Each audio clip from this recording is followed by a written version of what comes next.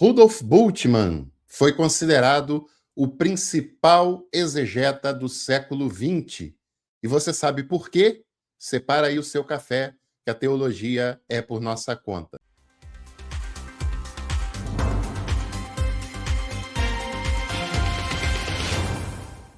Você também já sabia que aqui no canal você pode estudar teologia a partir de R$ 7,99 por mês?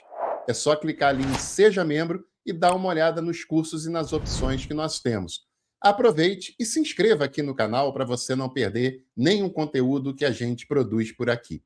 Eu sei que falar de Rudolf Bultmann talvez soe como um tema e um teólogo polêmico, né? Para muitas pessoas, Rudolf Bultmann foi um liberal, e ele não foi, né? Apesar de ter tido um início liberal, mas grande parte da sua produção teológica não foi nessa perspectiva, e de acordo com os apologetas e fundamentalistas que tem no Brasil, Rudolf Bultmann era uma pessoa que abriu mão da sua fé ou que atacou a fé cristã, que é uma grande mentira, né? Rudolf Bultmann era um diácono piedoso e praticante da Igreja Luterana do seu tempo e levava essa vida cristã muito a sério. Agora, compreender um teólogo da grandeza e da complexidade de Rudolf Bultmann não é uma tarefa fácil para ninguém, na verdade.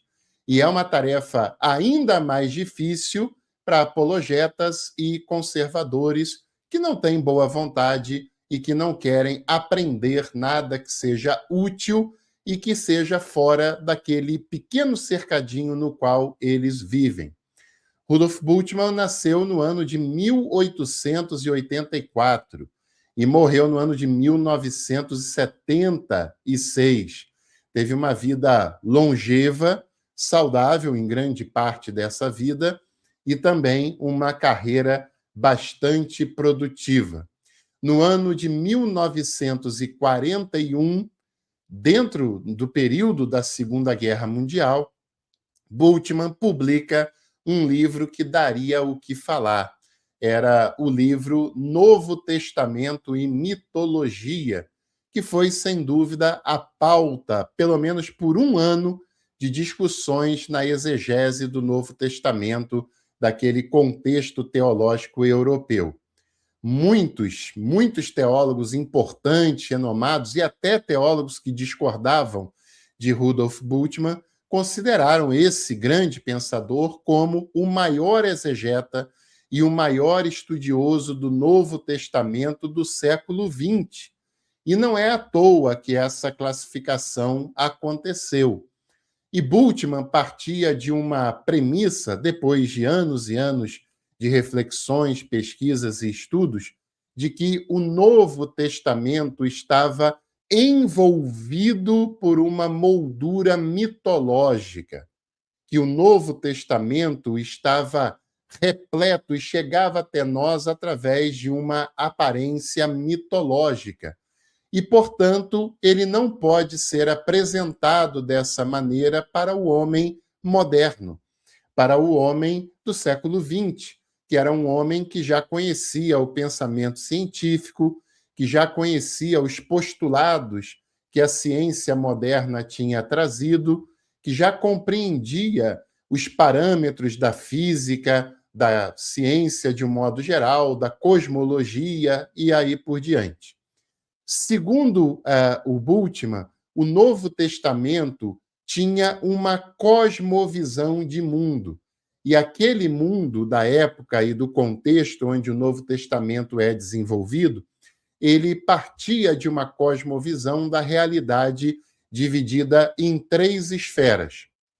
Na esfera central estava o mundo, o planeta em que nós vivemos, e essa compreensão planetária, global, não existia também nas civilizações daquela época, né?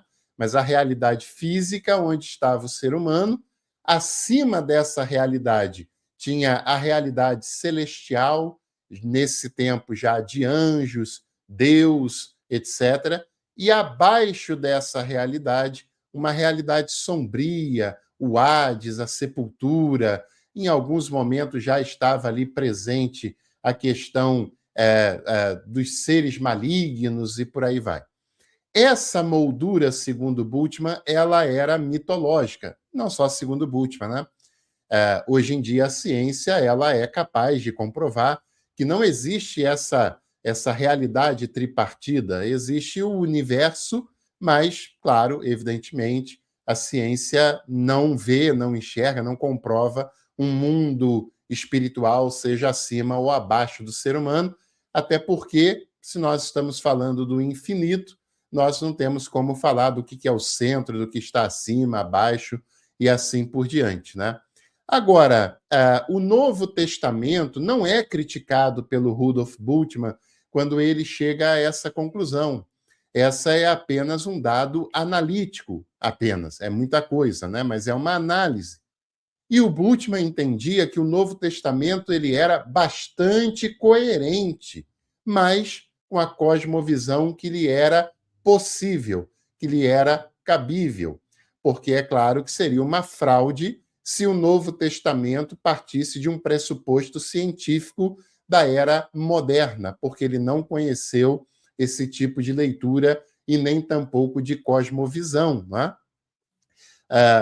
Dizer que algo é mitológico não significa que é mentiroso ou que seja ridículo, mas é uma leitura pré-científica e contextual para aquela realidade.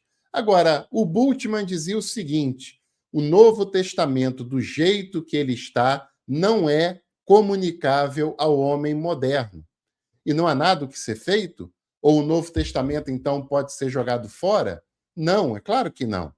Para que ele continue tendo a sua relevância e a sua mensagem continue sendo aplicável, é preciso demitizá-lo. Ou seja, é preciso compreender a mensagem do Novo Testamento para além do mito. A mensagem que está envolta na moldura mitológica.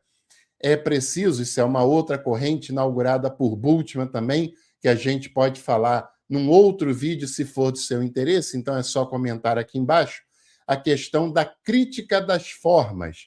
Não devemos ler o Novo Testamento apenas pela forma estética e aparente que ele nos chega, mas enxergar o texto para além do texto, para aquilo que o texto não fala, mas que é o espaço que gera o texto que nós conhecemos. É preciso demitizar o texto, ir além do que a escrita nos apresenta, para que nós possamos realmente entender qual é a mensagem do Novo Testamento, porque é isso que importa, segundo Bultmann, a mensagem que o Novo Testamento tem para comunicar. Esse processo de demitização tem uma dupla tarefa. Uma tarefa negativa, que é a crítica de uma imagem de mundo expressa através do mito, mas também tem uma tarefa positiva, que é o esclarecimento da real intenção que os mitos utilizados no Novo Testamento possuía para comunicar.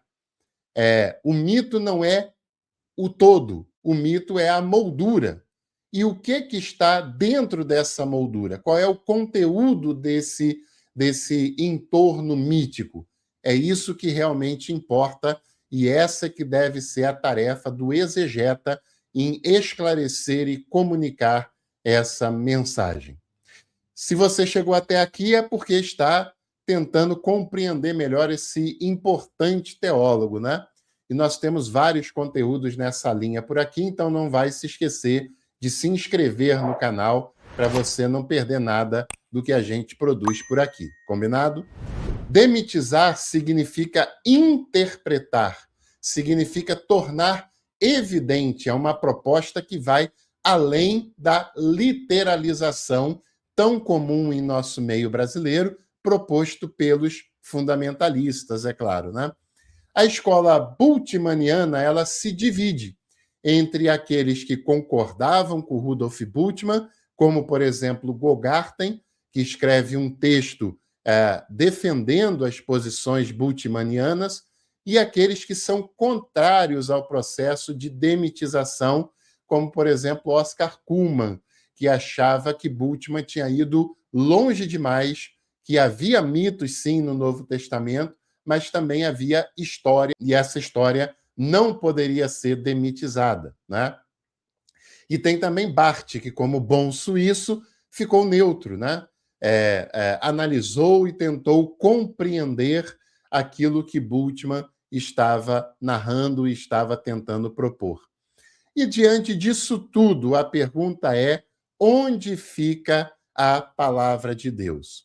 E aí, para Rudolf Bultmann, a palavra de Deus não é o texto por si só, apenas aquilo que está escrito, mas a palavra de Deus é querigma.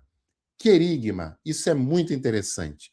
Querigma significa proclamar algo através de um arauto que foi autorizado pelo soberano. Isso é o que significa o querigma. Não é a literalidade do texto, mas é um apelo a uma decisão. E não uma decisão de aceitar Jesus num culto, não é isso que ele está falando, mas uma decisão de uma vida cristã, de fato, de uma vida que abraça a real mensagem salvífica do Novo Testamento. Porque abraçar a fé é compreender não o mito, mas é compreender a si mesmo, e a si mesmo de uma maneira radicalmente nova, porque é impossível alguém que de fato abrace a fé proposta pelo Novo Testamento, e não tenha uma mudança existencial, uma mudança interior radical diante dessa adesão àquilo que está sendo proposto, né? Deus, segundo Bultmann, ele é um acontecimento, né? E a teologia fala dele com base na sua revelação. Revelação essa que é a expressão humana do acontecimento divino. Esse acontecimento se dá através da revelação, cujo acolhimento por parte do ser humano é através da fé.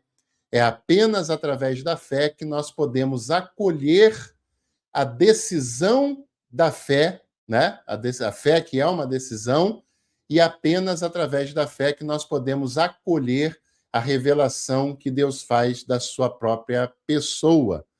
Falar de Deus significa, ao mesmo tempo, falar do ser humano.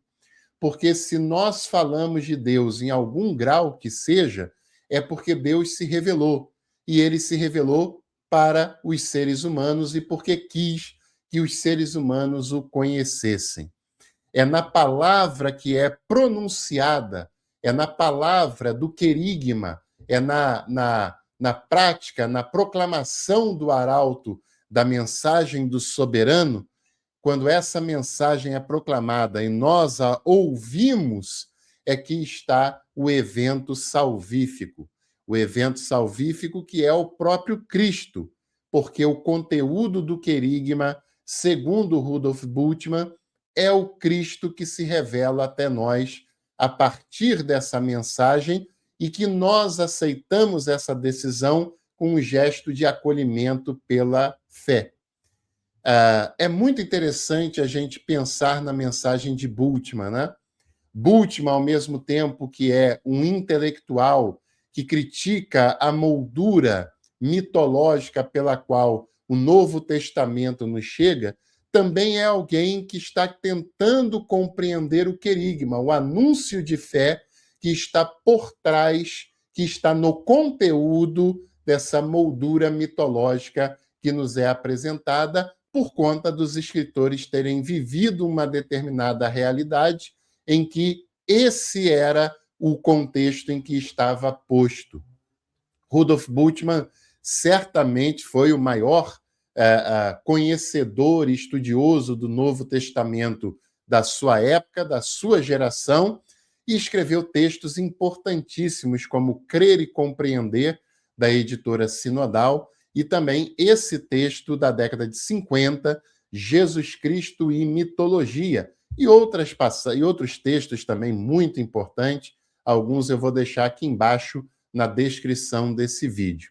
E se você gosta desse conteúdo mais técnico, da teologia contemporânea, eu quero lhe convidar a participar do próximo conteúdo aqui do canal. Se você quer um vídeo sobre a teologia da cultura, escreve aqui embaixo a letra A, Teologia da Cultura, de Paul Tillich. Agora, se você deseja um vídeo sobre a teologia hermenêutica de Gogarten, escreva aqui nos comentários a letra B. Aquele que tiver maior quantidade de comentários será um dos conteúdos que nós faremos em breve. E não se esqueça de curtir esse vídeo, de compartilhar, e em breve a gente volta para mais um Café com Teologia.